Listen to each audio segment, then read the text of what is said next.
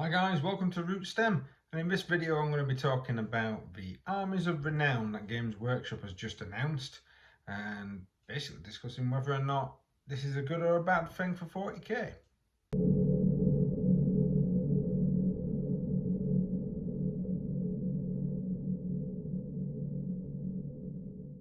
Hi guys, thanks very much for joining us. Please like, share, subscribe, hit that notification button if you do want to see more. Also, just to let you guys know that my website is now up and running. That's rootstem.co.uk. And if you go over to there, you'll be able to get filtered battle reports. You'll be able to also be able to access my painting tutorials. You'll be able to ask me for commissions if you wish. And of course, you can access what's called the bunker. Now on the bunker, you'll be able to access some of the previous missions that I've done on some of my battle reports. So if you want to recreate them yourselves, you can do. There will be more content added there as we go on. And you're also going to be able to access previous and future army lists on there, as well as PDF forms. I'll make sure that it keeps up to date for you guys. And I'll also be putting on some news every now and again when I feel like it. But back to the content of the video. Yay! So Games Workshop has actually put out a bit of a ditty regarding what's called New Armies of Renown system. Now, there's going to be a War Zone Charadon, Act 1, the Book of Rust, which is going to feature Legal Metallica. It's also going to feature, by the looks of it, it's going to feature the Death Guard, and it's also going to feature the Dark Eldar, which of course is just coming out around the corner. Now, with it saying it's a system, this to me basically sounds like it's going to be something that we're going to be doing in future. So it's going to be something that's going to permeate some more of these books. These books feel very much like I think there was a Domitus book and that came out not long ago. Well, no, I'm saying not long ago, it probably wasn't, probably a couple of years. Which basically had a lot of like specialist formations that you could take and a load of missions. Now, Games Workshop has not been very friendly with narrative-based missions like they were in 8th edition.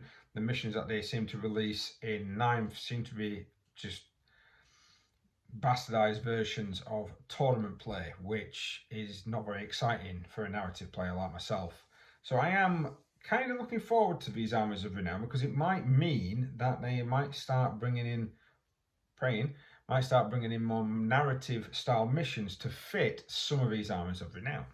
Now, the first force mentioned on the article is a Terminus S assault force. This is apparently based around the idea of poxwalkers and mass amounts of infantry, possibly led by Typhus themselves. It's quite interesting to see that these forces are going to be given additional rules, but also they are going to have limitations, which I quite like. I myself, being a very much of a narrative player, will create limitations for some of my players to go against depending on the missions that are being played. In this one, as you can see, we've got what's called Terminus S Assault Force. You cannot include any units with the vehicle keyword, so it literally would be a force of infantry. And I think the idea is that they're going to have quite a lot of poxwalkers in the squads with the actual Terminator. I mean, you could possibly take lots of Terminators in this. It'd be really cool to see lots of Terminators doing that, to be honest with you. An Outbreak Assault, Terminus S Assault Force. This is a special rule that you can get. Units, if this place receives its event reinforcement step of one of your movement phases, instead of arriving as described in the one foot, you can set up a unit anywhere on the battlefield that is more than 9 inches away from any model. So effectively, the whole unit, by the sound of that, could old school deep strike.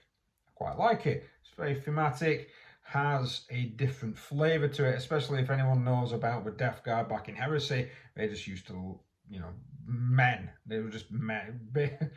A bit like a very much like a Death Corps of Krieg, but with power armor. They've also got their own sort of stratagems that go with this. Apparently there's going to be a Festus Discipline that's going to go with this particular force. But I do like the stratagem they have added with this little ditty. It's fantastic. It's Callous Disregard. Now, I think this stratagem shouldn't just be Terminus S. This should be for Imperial Guard players as well. I love the idea of this. Effectively, you can shoot units that are within friendly poxwalkers or plague follower units from your army. So you get your poxwalkers, you get them to charge in there, they're in engagement range, can't really shoot out, and then you can shoot the units. Now, it says here you've got to subtract 1 to hit, so on average you're going to be hitting on 4. So effectively, on a 4 up, you hit the unit that it's engaged with. On a 1 to 3, it states that you hit the poxwalkers or plague flowers unit instead. That's flavour and fluff. I like that. I really do enjoy the idea of the fact that you've got a Chaos Force that has no regard and is just going to effectively just shoot into combat regardless. They also give us a bit of a kind of like a look at one of the powers that you can actually get. This is called Lung Rot. And you basically select a unit with an 18-inch and that unit cannot advance, so you're bogging them down. I like it, so you're going to get in there with the infantry. Each time that unit is selected to charge, all available units within 6-inch can be selected of a target. Wow, that really does limit a unit from being able to move effectively, making sure that it's got some raspy breath. I like that. It would, if you've got, you know, if you're starting to pin some units down, or even a big unit, if you think that unit's going to come hurtling towards me, trying to pin down a unit of Howling Banshees as an example with that would be really, really cool. And apparently you get access to a relic that's just for these guys, which is a ×3 strength power fist. I'm going to repeat that. A ×3 strength power fist, which is a plague weapon, so you're re-rolling 1s, I believe. Still the same? I think so. And basically means that the minimum strength it's going to be for a Death Guard model is 12. You are literally hurting Titans on a 3-up. With that, don't get me wrong, you're not going to really do much to a Titan with only 2 damage, but you're not having a -1 to hit, so you effectively, if you're giving that to say one of your characters, you're hitting on 2s, and you're wounding pretty much either on 2s or 3s.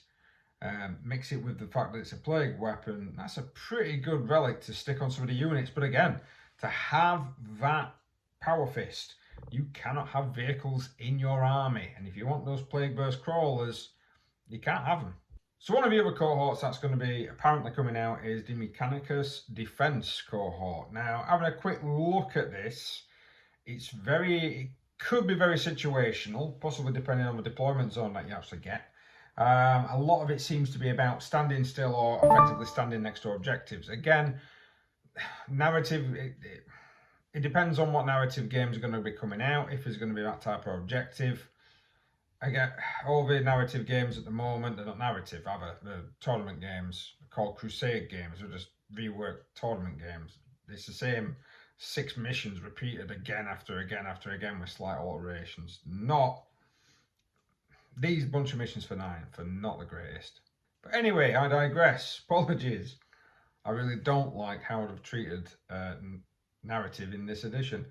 But this apparently is going to be an effective Mechanicus defense cohort where you don't have any Skitarii units. Interesting, you're not really going to be having any low-end sort of infantry or dogs bodies. It's all going to be breachers.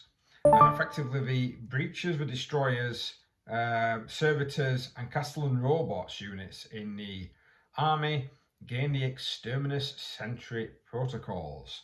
So every time you make a range attack to a model, each time a range attack is allocated to a model that is wholly within the controller's deployment zone, or is within a range of an objective marker, subtract 1 to the damage characteristic to the minimum of 1. That could be quite powerful, depending, of course, upon what's hitting you. Heavy bolt has been reduced back down to their original 1. Last cannons, you know, even the last cannons rolling there on the nerf, not really going to affect melter weapons too much if you get too close with a melter weapon. But it does mean that these particular units, especially some of them have got like 6 wounds, especially for destroyers. I think it's destroyers. Yeah. They've got 6 wounds. They are going to be very tough and very hard to bring down. If the unit holds steady, which is one of the orders that they can actually do, any Overwatch shots score on a modified hit rolls of 5 instead of 6. And of course, if it's set to defend, it gets +1 to its attack. So effectively, it counts as if it's in cover, in ruins. Not as exciting as the previous one that I saw. Good nonetheless, especially for those type of units, because I don't think they have the infantry keyword. So next up is the stratagems, a couple of stratagems that apply to these defence cohorts. One of them is Terminus Sentinel.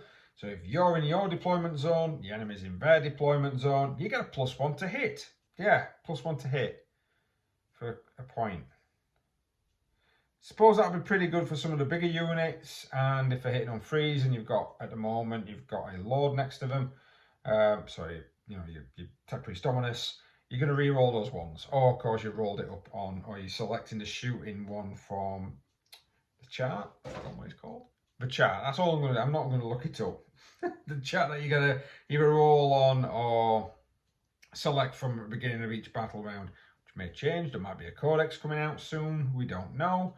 But this just looks like it's just an addition to the books that are originally already exist. +1 to hit. Maybe if there's a Devastator squad or something of that nature in the enemy's deployment zone, that might be alright. But it doesn't feel great, this one. I mean, it's only a command point, so if you've got a big enough squad, it'll probably be quite useful. It doesn't seem to have as much flavour as the previous one. Then you've got what's called bolstered defences. Now, bolstered defences, we've seen something similar to this already, especially if you're I'm a Crimson Fist player, so an Imperial Fist player is going to see that in that mini codex that Imperial Fist players actually got access to, where effectively you're going to get a +1 save while in that piece of cover. This one kind of clarifies it a bit more, says that the terrain piece gains light cover, so if you give it to trees as an example, you get a -1 to hit and you get the +1. Although depending on your terrain collection, that might already be applicable. If it's already got light cover, then of course you're going to be adding 2 to your saving throw. That could be quite good, mixing it in. If it's already in your deployment zone, you've got a nice big piece of terrain in there, and you're going to add to it, and you've got some units that can sit in there and use that terrain. Because remember, some buildings only allow you to use that terrain if you are infantry. So you're going to have to watch what unit you're going to be putting in there. And then, of course, you can have 2, because you can't have any Skitarii units. I'm not quite sure about this one. I don't think it's as nice as the Terminus Est. And the relic that you're apparently going to be able to get with this is Forged Fire, which is effectively a modified Volkite Blaster.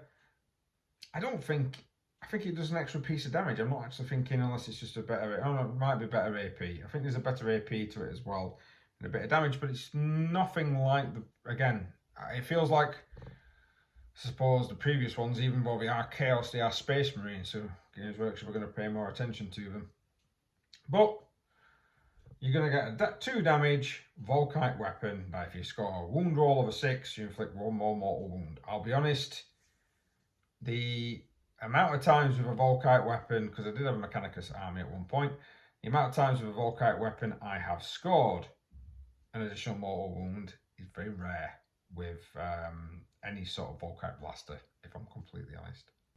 And that's it. They're not showing us any more from this particular collection. We're going to have to wait for the 20th of March and go and purchase the book, which I don't think I'll be doing, since I haven't got any of the armies. And depending on the missions, I might be able to have a quick sneak peek maybe at one. And then depending on what missions are actually included in the booklet, it will depend on whether or not I decide to purchase it. Now, if we're going to be doing this more with other armies, and it's going to be to the flavour and calibre that the Terminus Est Assault Force was, then I will probably consider it. But the Terminus Est Assault Force one is a really nice looking, and it's a very playful narrative army. You're going to be able to have no vehicles, which can be a big negative. So it's going to have to be a lot of infantry. It's probably going to be a lot of plague poxwalkers. But then I just love that thematic. You can blast into your own squads. Again, I like that. I think that should be included in more armies. I think maybe Valhallans, they're not really bothered about their guys. They should have this. Maybe even have it as if you're within 6 inches of a commissar. That'd be nice. I might even take that and add it into my own games somehow. Well, thanks very much for watching, guys. Please like, share, subscribe, hit that notification button if you'd like to see more, just like I mentioned at the beginning of this video. And like I said, go and have a look at my website, see what you think. I've probably spelt a load of stuff wrong, but that's just me. If you do like the website, actually, I do work for a marketing company called Novus Marketing Solutions. So if you do decide you actually are fancying a website yourself, similar to a similar caliber of what mine is currently looking like, probably better than mine because I've been doing mine in my spare time, and the ones that we actually do for clients are a hell of a lot better than the one I can do for myself. But if you do fancy that, well, go on. I'll give my work a little bit of self-promotion as well as giving me a bit of self-promotion. Well, thanks very much for watching, guys. We'll see you next time.